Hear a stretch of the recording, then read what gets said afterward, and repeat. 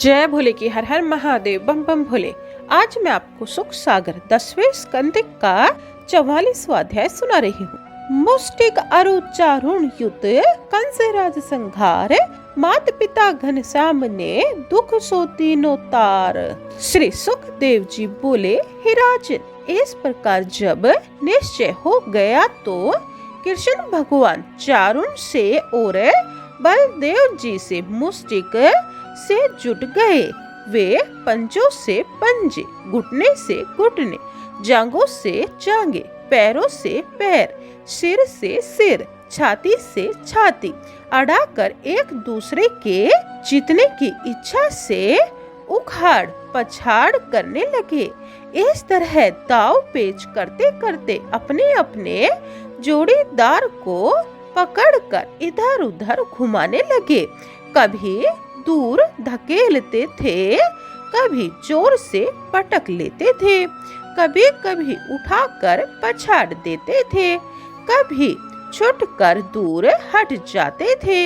इस तरह एक दूसरे पर प्रहार करते रोकते हुए पटक देने की चेष्टा करते थे। हे राजन, इस मल्ल युद्ध को देखकर स्त्रियां आपस में बतराने लगी। वे कहने लगी, ओहो, यहाँ राजा कंस के सभासद बड़ा अधर्म कर रहे हैं। बड़े खेद की बात है कि राजा के सामने ही ऐसे बलि पहलवानों का युद्ध इन बालकों के साथ करा रहे हैं। कहाँ तो पहाड़ के समान ये दोनों पहलवान और कहाँ सुकुमार दोनों कृष्ण और बलदेव। अतः इस सभा में बड़ा ही अधर्म हो रहा है। जहाँ अधर्म होता हो वहाँ ठहरना ठीक नहीं है। हे राजन, स्त्रियां इस प्रकार बातें कर रही थी कि कृष्ण भगवान ने अपने शत्रु को मारने का निश्चय किया। पास में ही बंदी गृह में पड़े वासुदेव और देवकी ने स्त्रियों की इन सब बातों को सुना। कृष्ण बलदेव के बल को न जानते हुए उन दोनों के हृदय में पुत्र स्नेह के कारण बड़ी चिंता हुई। इधर कृष्ण बलदेव दोनों अपने जोड़ के मल्लों से दाव पेच लड़ रहे थे। भगवान के ब्रज से कठोर शरीर की चपेट से चारुण की नस नस ढीली पड़ गई। उसे बड़ी गलानी और पीड़ा होने लगी। उसने मुट्ठी बांधकर और उछलकर कृष्ण की छाती में एक मुक्का मारा। उसकी चोट से कृष्ण भगवान तनिक भी अपनी जगह से न डिगे और उनकी दोनों बाहें पकड़कर घुमाते घुमाते ही प्राण निकलकर उसे धरती पर धमाके के साथ बड़े जोर से पटका। गिरते समय उसका वज्र के सत्र से बड़ा भारी भयंकर शब्द हुआ। इधर बलदेव जी ने भी घुसा के प्रहार से मुष्टिक को बेहोश कर दिया। बेहोश होकर वह मुष्टिक मुख से रुधिर टपकाता हुआ आंधी से उखड़े हुए वृक्ष के समान प्राणहीन होकर धरती पर गिर गया। इन दोनों मल्लों के मरने पर कूट नाम का मल्ल आया। बलभद्र जी ने उसे बाएं हाथ के एक ही मुक्का से मार गिराया। इधर शल तो शल नाम के मल्ल दौड़े। उनको भी कृष्ण भगवान ने पैर की ठोकर से ही मार गिराया। उनके माथे फट गए और वे उसी समय प्राणहीन हो गए। यह देख अन्य सब असुर अपने अपने प्राणों को बचाकर भागने लगे। जब कोई भी युद्ध करने वाला न रहा तो भगवान कृष्ण अपने गोप बालकों के साथ ही अखाड़े में कुश्ती करते हुए तथा नाच कूद करते हुए खेलने लगे। उस समय दर्शक लोग बड़े प्रसन्न हुए। ब्राह्मणों ने वाह वाह करके उनकी प्रशंसा की। इस प्रकार बड़े बड़े मल्लों के मारे जाने पर कंस बाजों को बंद कराकर कहने लगा, अरे और तू तो इन दुराचारी उद्दंड वसुदेव के दोनों पुत्रों को नगर से बाहर निकाल दो और इन गोपों के धनों को लूट लो तथा इस नंद को पकड़कर बांध दो। वसुदेव और उग्रसेन को भी मार डालो। कंस की इस प्रकार की बातों से कृष्ण बड़े गुस्सा हुए और बड़े जोर से छलांग मारकर उस ऊंचे मंच पर पहुंच गए जिस पर कंस बैठा हुआ था। कंस अपनी मौत को आया हुआ देख मंच से उठ खड़ा हुआ और हाथ में ढाल तलवार को घुमाता हुआ कंस इधर उधर घूमने लगा।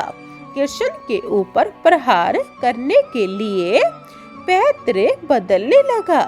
भगवान कृष्ण ने दाएं बाएं घूमते हुए उसको इस प्रकार शीघ्र पकड़ लिया जैसे गरुड़ जी सर्प को पकड़ लेते हैं। केशों को पकड़कर कृष्ण ने कंस को ऊंचे मंच से पृथ्वी में पटक दिया और स्वयं भी उसके ऊपर संपूर्ण विश्व के भार को लेकर चढ़ बैठे। भगवान कृष्ण के कंस के ऊपर चढ़ते ही उनके प्राण पखेरु उड़ गए। कंस के मृत शरीर को सब देखते देखते कृष्ण भगवान ने खूब पृथ्वी पर घसीटा। उस समय बड़ा हाहाकार मचने लगा। हे राजन, वह कंस सर्वदा कृष्ण से घबराता रहा था, इसीलिए उसका चित्त खाते पीते बोलते बतराते सोते उठते सर्वदा कृष्ण का ही चिंतन करता रहता था। उन्हीं का स्वरूप उसकी आंखों के सामने नाचता रहता था।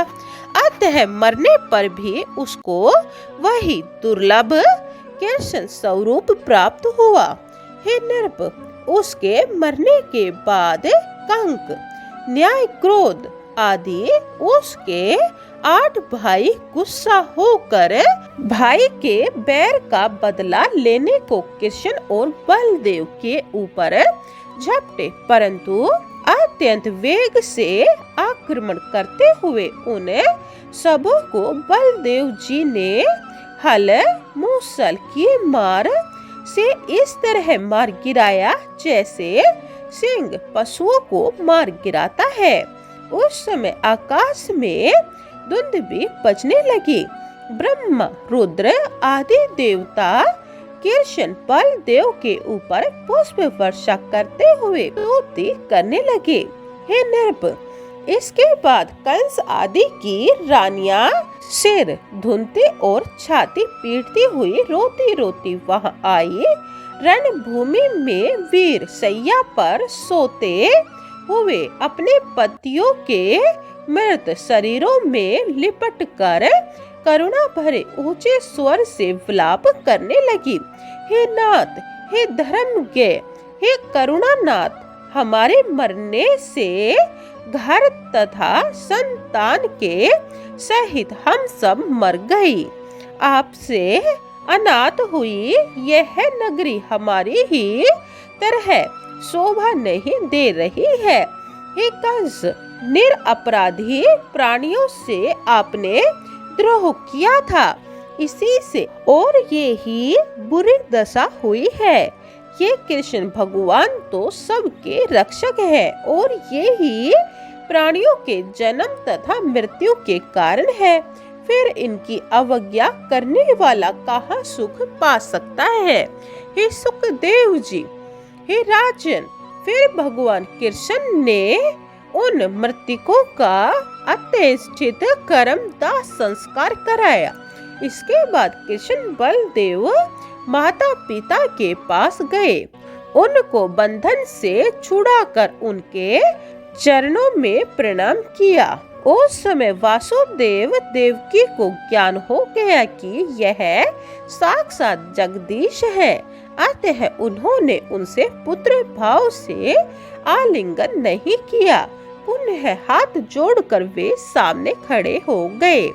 बोलिए कृष्ण भगवान की जय।